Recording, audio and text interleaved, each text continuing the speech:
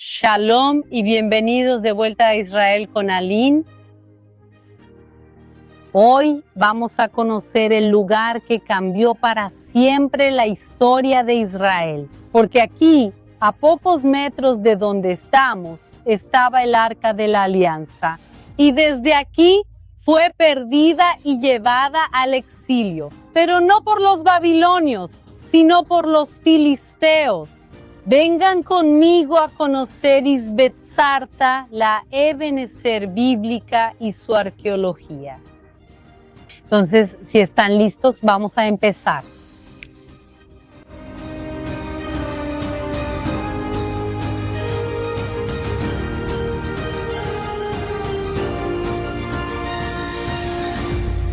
Eben Ezer fue fundada hace aproximadamente 3.300 años, en la época de los jueces, y era una pequeña aldea agrícola. Aquí vivían algunas decenas o quizás unos pocos cientos de habitantes, pero a pesar de su pequeño tamaño físico, este lugar cambió el rumbo de la historia bíblica. Pero ¿cómo saben todo esto los arqueólogos? ¿Cómo saben cuándo fue construido este lugar? Porque al menos a primera vista todo aquí parece estar hecho de piedra. Hay tres técnicas principales que ayudan a datar este lugar. La primera es a través de la cerámica, porque sí, la mayoría de las construcciones, las grandes, son de piedra, pero vengan aquí conmigo. Si empezamos a mirar más a fondo en las excavaciones, miren aquí lo que empezamos a encontrar. Pedacitos de cerámica.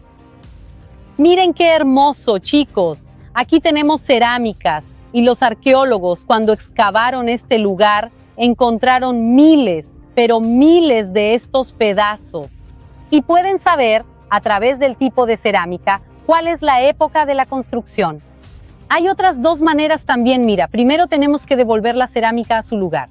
Otra manera es a través de pruebas de carbono 14. Carbono 14 literalmente toman materiales orgánicos del lugar y los analizan. Y pueden saber con buena precisión la época de la construcción. Y la tercera manera es a través de la propia arquitectura.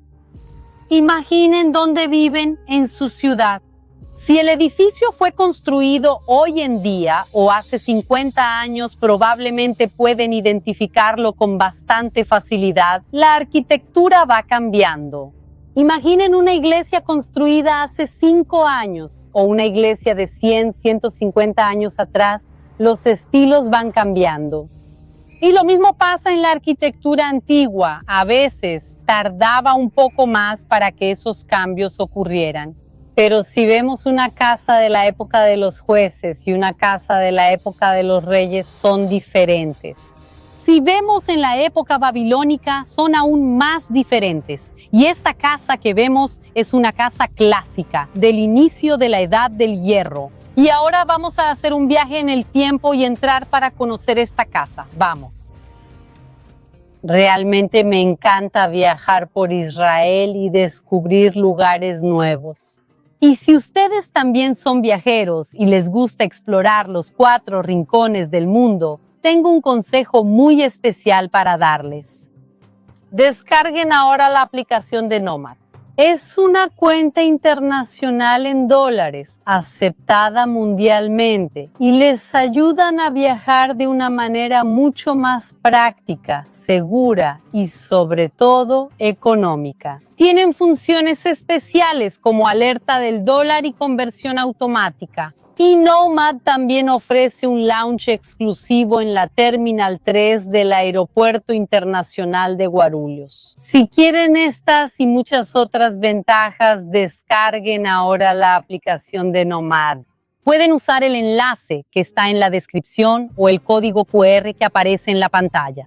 Y usen el cupón ALIN40 para recibir hasta $40 de reembolso en su primera compra de dólares. Realmente vale mucho la pena y mientras descargan la aplicación, seguimos nuestro paseo en Eben Ezer.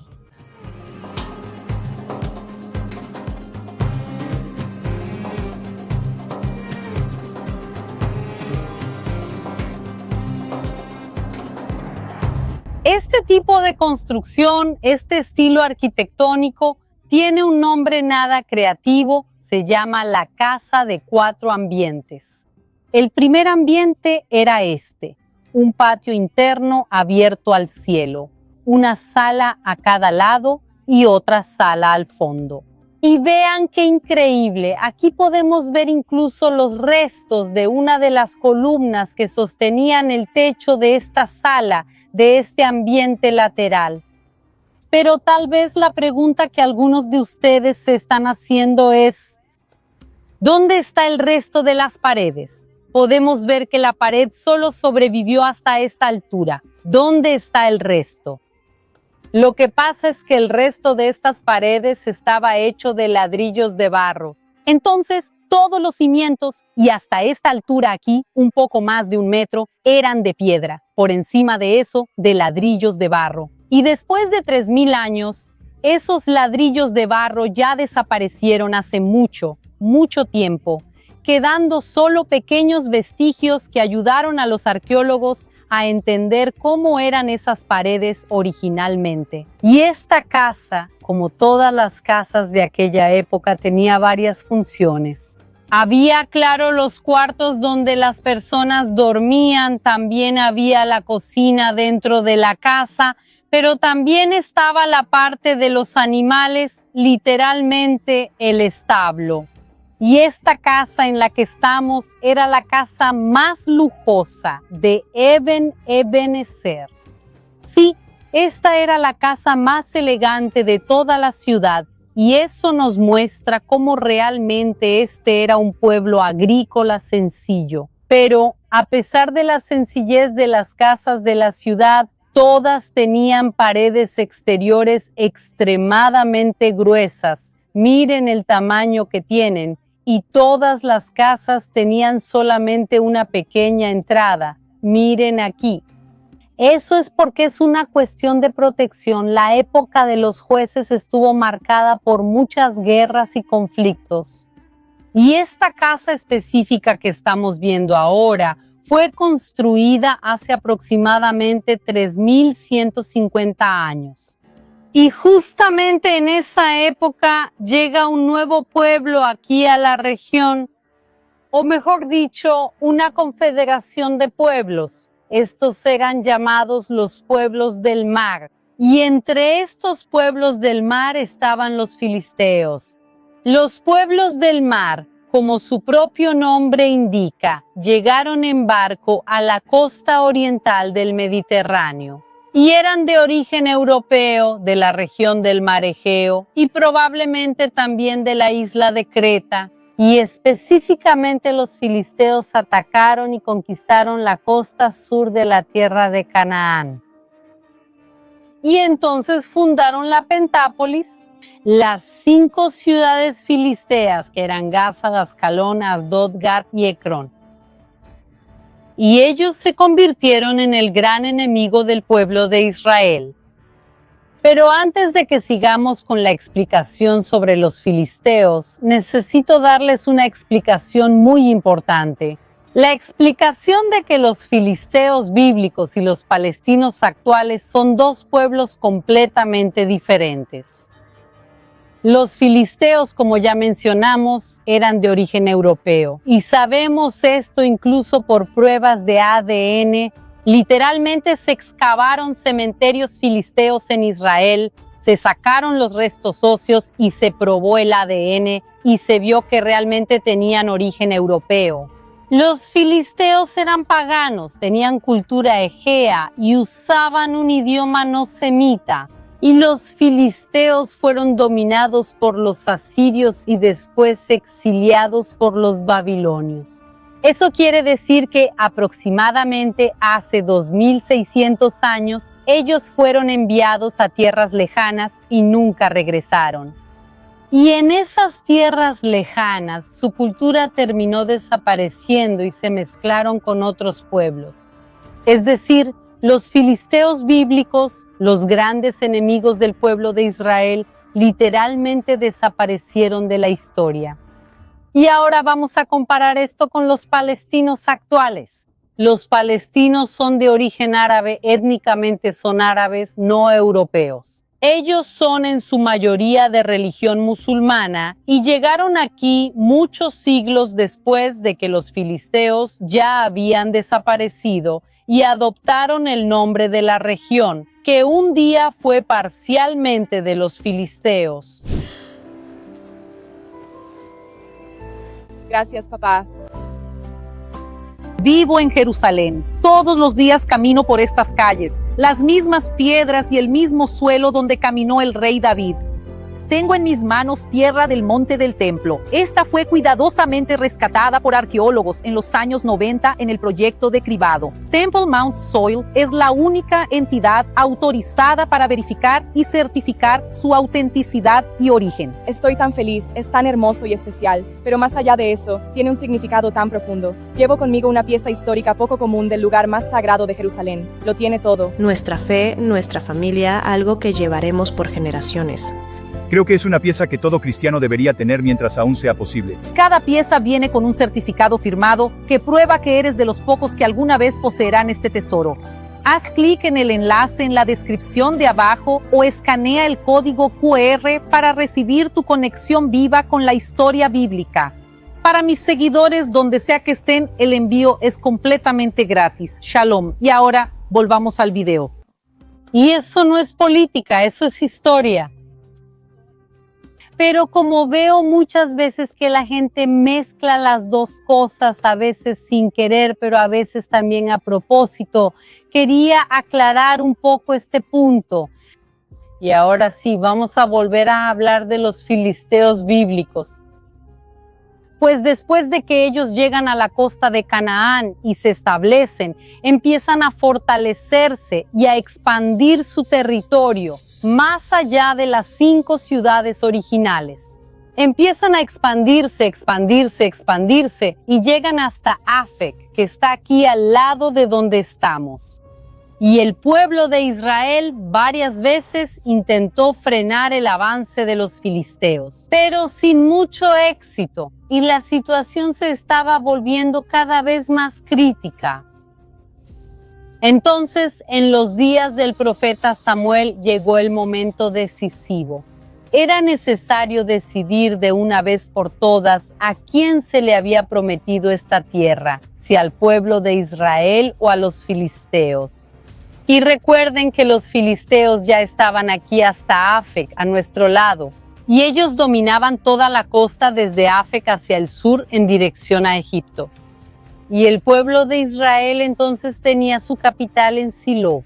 Y ellos empiezan a enviar tropas aquí a la zona fronteriza para una gran batalla que sabían que iba a suceder. Israel elige Ebenezer como el lugar de su campamento, como el cuartel general central de sus tropas. Pero la pregunta es ¿por qué? Al verlo aquí, el lugar no parece tan impresionante. ¿Por qué este era el lugar elegido? Hay 2 motivos. El primero, ya lo mencionamos, estamos al lado de Afec. La batalla ocurriría aquí muy cerca y por eso querían el campamento lo más cerca posible del lugar de la batalla. Pero hay un segundo motivo que sabemos por la arqueología y eso es lo que quiero mostrarles ahora. Vengan conmigo.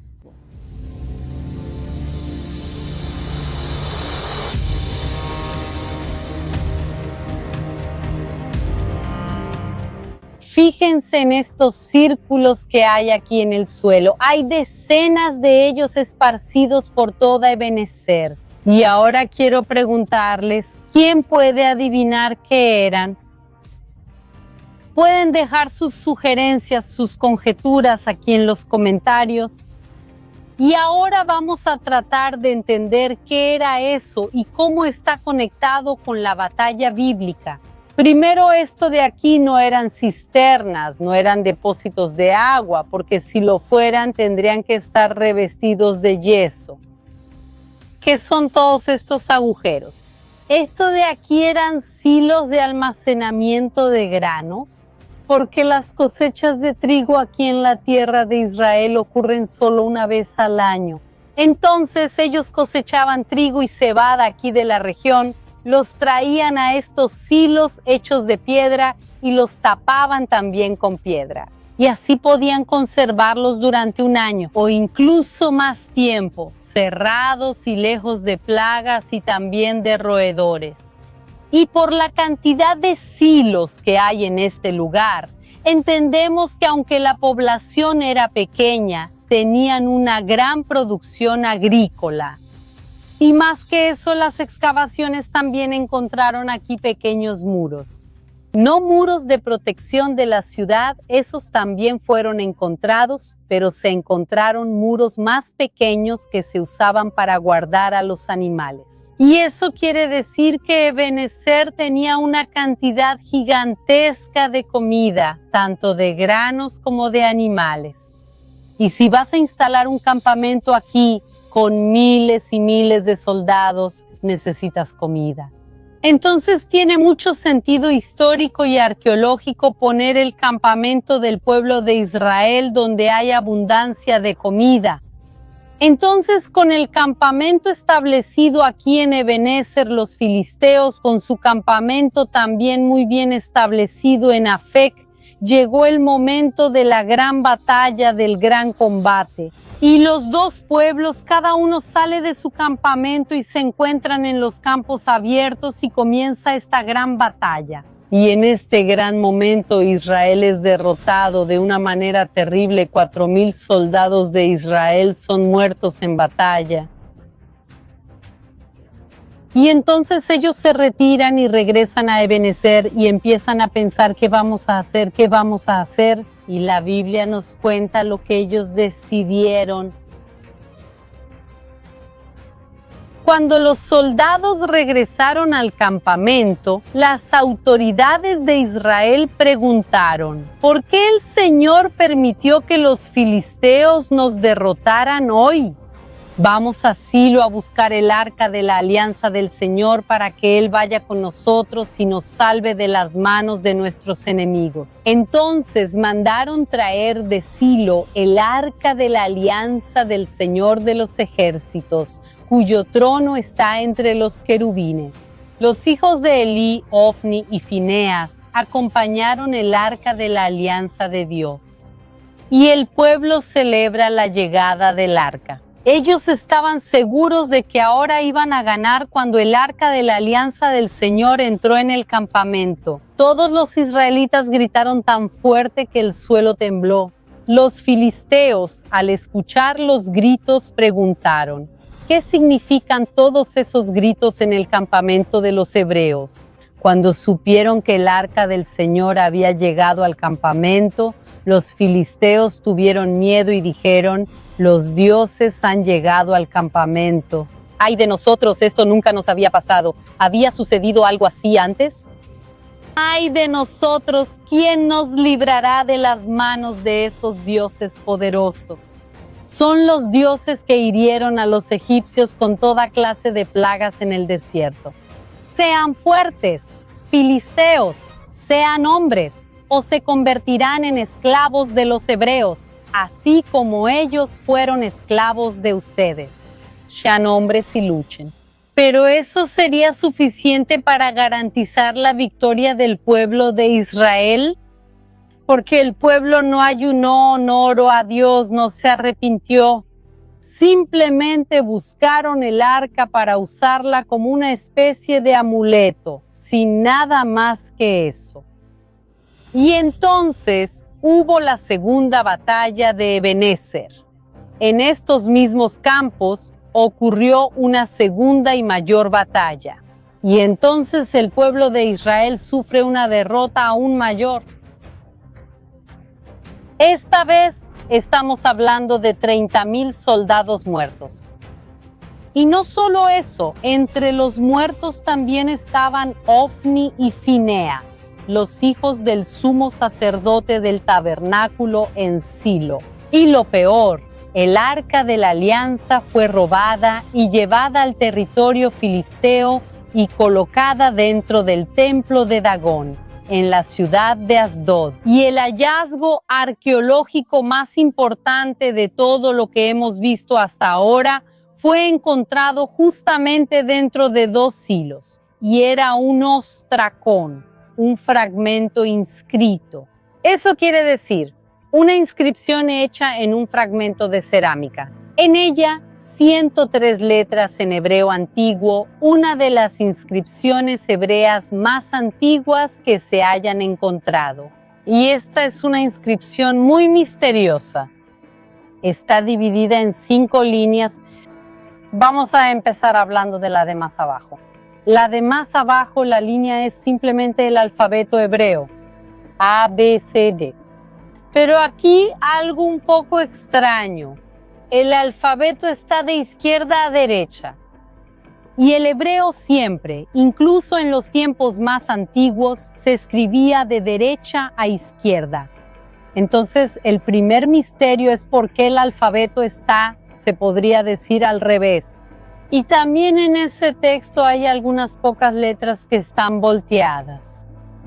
Literalmente volteadas en la dirección equivocada y no tenemos la menor idea de por qué. Entonces la última línea es el alfabeto, el abecedario, y las 4 líneas anteriores que está escrito. Hay una gran discusión entre los arqueólogos. Están parcialmente borradas y dañadas, y por eso es muy difícil lograr descifrar lo que está escrito. Pero el investigador William Shea cree haberlo descifrado. Este texto él publica en 1990 el resultado de sus investigaciones. Y realmente es algo impactante lo que él logró leer en estas letras en hebreo antiguo. Quiero dejar aquí en el enlace, en la descripción de este video, la investigación completa. Quien quiera puede hacer clic y leer en inglés. Y ahora vamos a escuchar juntas lo que él descifró. Al campo vinimos de Silo a Afec, los que lo tomaron y fueron a Zor, a Dagón, señor de Asdod, y a Gat. Regresó a Kiriat Jearim. Ofni, compañero de los soldados de infantería, vino a avisar a los ancianos. Llegó un caballo y en él estaba mi hermano para que los sepultáramos. Miren qué increíble. Si esta traducción es correcta, esto es algo gigantesco, porque esto tiene paralelos concretos con el relato de la Biblia. La primera línea del texto narra el avance de un grupo de personas de Silo hacia un campo en Afec. Y es razonable identificar a este grupo como los israelitas. La segunda línea identifica a otro grupo o pueblo, los Kitim. Ese término se usaba para personas que venían de Chipre. Sin embargo, a veces también podía ser un término más general para personas que llegaban a Canaán por mar, como en el caso de los pueblos del mar, entre ellos los filisteos. Y el texto continúa cuando estos Kitim llevan algún objeto no nombrado, presumiblemente el Arca de la Alianza. Y el texto menciona 3 lugares, 2 de los cuales también aparecen en la narrativa bíblica, en 1 de Samuel 5. Y la última línea habla del regreso de ese objeto y también menciona a Kiriat Jearim, una de las estaciones del Arca de la Alianza. Esa inscripción está fechada en la época de la batalla de Eben Ezer. Eso significa que si William Shea está en lo correcto en su interpretación del texto, este es el último relato del Arca de la Alianza antes de que fuera llevada por los filisteos. Pero siempre tenemos que recordar que lo que más importaba no era el arca en sí, el arca de oro y de madera de acacia, sino lo que estaba dentro de ella, que eran las tablas de la ley que contenían los 10 mandamientos, el maná y la vara de Aarón. Y los filisteos se llevan el arca, el objeto más importante del culto al Dios de Israel, y la colocan en un templo pagano, el templo de Dagón en Asdod.